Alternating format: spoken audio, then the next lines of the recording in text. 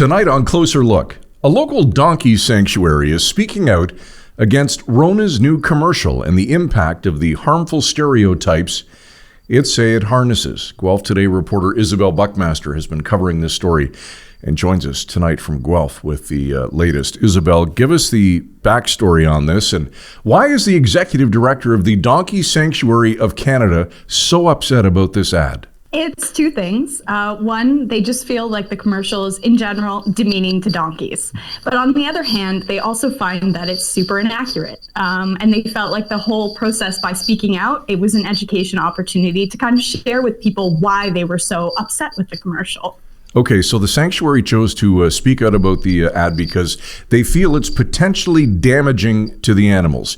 Now, one can certainly argue that perhaps the ad reinforces some harmful stereotypes. But how exactly are they saying the ad could be damaging to donkeys? Is this a bit of an overreaction? So, some certainly feel that way. And to that, the sanctuary is kind of saying this is where the education opportunity is needed. Because with the sanctuary, they get a lot of donkeys that come from homes where someone might have this idea of a donkey, but then they actually get one and they're like, oh, this donkey isn't acting how I want it to. It's useless. It's half-assed. It's all of these different things. So they feel like this commercial is kind of pushing some of those harmful stereotypes that they often find hurt the donkeys that come into their care.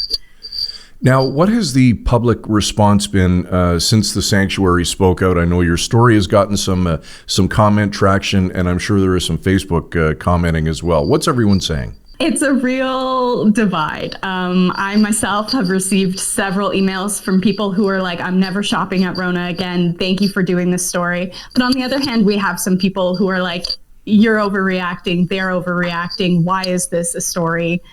And they're having this discussion out right now. Now, do you get a sense as to why RONA has chose to remain silent on the issue? Has this become a bit of a PR nightmare for them? I'm sure. On my end, I still have not heard from RONA, and from as far as I know, the sanctuary has also not heard back from RONA.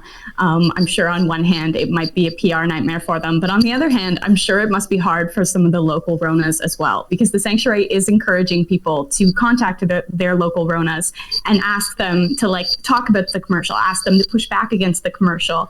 And I'm sure on that end, it must be a headache. For sure. So in the end, what would the sanctuary like to see from RONA or advertisers in general moving forward? It's pretty simple for them. They would like to see an accurate commercial. So some of the examples they gave where if they did want to make a joke about a half-ass, they could have used a mule, which is half donkey, half horse, technically a half-ass.